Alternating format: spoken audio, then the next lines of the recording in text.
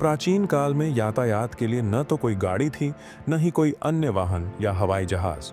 इसलिए लंबी दूरी तय करने के लिए एकमात्र रास्ता था पानीपत। उस समय कैंप के मारियस नाम का एक असाधारण नाविक था, जो कठिन परिस्थितियों में भी समुद्र पार करने के लिए काफी प्रसिद्ध था। एक बार वह समुद्र के बीच में घने अंधेरे वाले इलाके से गुजर रहा था। तभी समुद्र के नीचे मौजूद कुछ पत्थरों से उसका जहाज टकरा गया। उस समय जहाज लकड़ी से बनाए जाते थे, जिसके कारण जहाज के नीचे आसानी से दरार पड़ जाती थी और पानी अंदर घुसकर जहाज को काफी नुकसान पहुंचाता था। इस दुर्घटना के बाद कप्तान मार्सियस ने इस समस्या का समाधान ढूंढना शुरू किया। वह कुछ ऐसा बनाना चाहते थे जो इस तरह की समस्या से पहले ही जहाज के नाविकों को सचेत कर सके। लेकिन यहाँ सबसे बड़ी चिंता का कारण था प्रशांत महासागर की विशालता। क्योंकि प्रशांत महासागर इतना बड़ा और विशाल है कि अगर सातों महाद्वीपों की सारी जमीन को एक साथ जोड़ दिया जाए तो भी प्रशांत महासागर का आयतन ज्यादा होगा। 1000 साल पहले जब नाविक इस विशाल समुद्र को पार करते थे तो उन्हें समुद्र के नीचे मौजूद किसी भी चीज के बारे में कोई जानकारी नहीं होती थी। यहाँ तक कि उनके सामने मौजूद रास्ते के बारे में भी उन्हें कोई अंदाजा नहीं होता था। उस समय रास्ता दिखाने के लिए कोई तकनीक नहीं थी जो उन्हें मार्गदर्शन कर सके। उस समय नाविकों को समुद्र पार करने के लिए सूर्य या चंद्रमा पर निर्भर रहना पड़ता था, और इस दिशा निर्देशन की समस्या के कारण रास्ते में कई अन्य मुश्किलें भी आ जाती थीं, जैसा कि कप्तान एलिस के साथ हुआ था। एक बार कप्तान एलिस्टर अपने नाविकों के साथ प्रशांत महासागर पार कर रहे थे तो एक रात अचानक तूफान आ गया और पूरा आसमान काले बादलों से ढक गया। आसमान के सारे तारे बादलों के नीचे छिप गए, जिसके कारण भयंकर तूफान के बीच वे रास्ता भटक गए। जब सुबह हुई तो उन्होंने देखा कि वे विशाल समुद्र के बीच खो गए हैं। उनके पास खाने के लिए कुछ नहीं था, न पानी था और न ही कोई खाना। भूख और प्यास से नाविकों की हालत काफी खराब हो गई। वे समुद्र के विशाल पानी के बीच होने के बावजूद पानी की कमी से तड़प रहे थे। यहाँ तक कि कई नाविक मर गए। इसके बाद कप्तान को काफी मुश्किल से तट दिखाई दिया। इसके बाद ही मूल रूप से लाइट हाउस बनाने की शुरुआत हुई। मिस्र में भूमध्य सागर के किनारे अलेक्जेंड्रिया शहर था। उस समय वहां के शासक थे टॉलेमी II फिलाडेल्फिया। लेकिन उस राज्य के लिए सबसे बड़ी समस्या थी उनकी लोकेशन। अगर आप इस तस्वीर को ध्यान से देखेंगे तो समझ जाएंगे कि इस शहर में प्रवेश करने के लिए इसी जगह से गुजरना पड़ता था, और इस जगह के आसपास कई बड़े बड़े पत्थर थे, जिसके कारण इस शहर में व्यापार करने आने वाले जहाज जब इस रास्ते से गुजरते थे तो आसानी से पत्थरों से टकरा जाते थे। इसके कारण कभी कभी ये जहाज डूब जाते थे या बड़े नुकसान का सामना करते थे। इसीलिए दिन ब दिन इस राज्य में व्यापारिक जहाज़ों की संख्या कम होने के कारण आर्थिक रूप से काफी पिछड़ने लगा।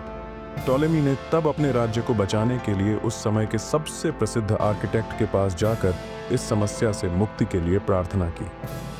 दोनों ने मिलकर एक आइडिया निकाला कि पानी के ऊपर एक ऐसा किला बनाया जाए जिसके ऊपर मौजूद रोशनी समुद्र में मौजूद जहाज़ों को मार्गदर्शन करेगी। साथ ही यह पानी के नीचे मौजूद पत्थरों के बारे में भी पहले से सचेत करेगा। इस योजना के अनुसार काम शुरू कर दिया गया, लेकिन तब वे यह नहीं सोच सकते थे कि जो वे बनाने जा रहे हैं वह एक दिन पूरी दुनिया में एक अद्भुत रचना बन जाएगा, जो अलेक्जेंड्रिया के प्रकाश स्तंभ के नाम से प्रसिद्ध होगा। अलेक्जेंड्रिया के उस प्रकाश स्तंभ की ऊंचाई 384 फीट थी।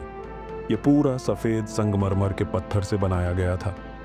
इस लाइट हाउस के ऊपर उस समय लगातार आग जलती रहती थी, जिसके लिए हमेशा तेल और लकड़ी की आपूर्ति करनी पड़ती थी। यहाँ तक कि इस प्रकाश स्तंभ को बाद में दुनिया के 7 अजूबों में से एक के रूप में भी मान्यता दी गई। यह सिर्फ अपनी ऊंचाई के लिए ही प्रसिद्ध नहीं था, बल्कि इसका डिजाइन भी काफी शानदार था। मूल रूप से उस समय प्रकाश की किरणों को तेज और दूर तक फैलाने के लिए दर्पण और लेंस का उपयोग करके एक डिजाइन तैयार किया गया था, ताकि इस प्रकाश स्तंभ की रोशनी दूर से आने वाले जहाज़ों के नाविकों को रास्ता दिखा सके।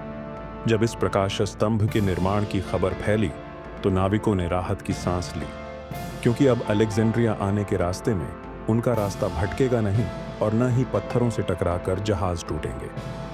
इस तरह प्रकाश स्तंभ का आइडिया पूरी दुनिया में फैल गया। हालांकि शुरुआत में इस प्रकाश स्तंभ का उपयोग सिर्फ समुद्र में जहाज़ों को सुरक्षित रूप से चलाने के लिए किया जाता था, लेकिन समय के साथ जब व्यापारिक जहाज़ों की संख्या बढ़ने लगी तो समुद्र के उन इलाकों में जहां पत्थरों की ऊंचाई समुद्र के पानी के स्तर के करीब थी, या जहां बहुत ज्यादा पत्थर थे, जहां जहाज आसानी से टकरा सकते थे, वहां प्रकाश स्तंभ बनाए जाने लगे।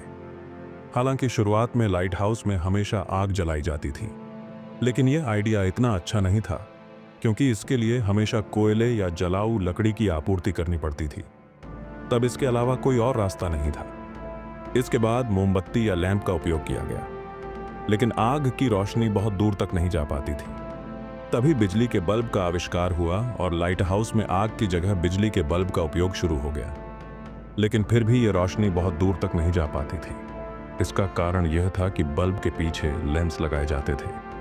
तब उस समय के वैज्ञानिकों ने पता लगाया कि अगर लेंस को आगे लगाया जाए तो रोशनी और दूर तक पहुंच सकती है, लेकिन उस समय लेंस काफी मोटे होते थे।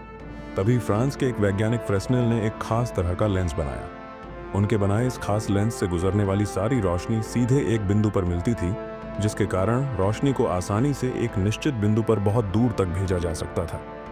वर्तमान समय में लगभग सभी लाइट हाउस में फ्रेस्नेल के उस लेंस का उपयोग किया जाता है। लेंस के आविष्कार ने लाइट हाउस को एक नया रूप दिया, जिसके कारण आज भी समुद्र में जहाज सुरक्षित रूप से यात्रा कर पाते हैं।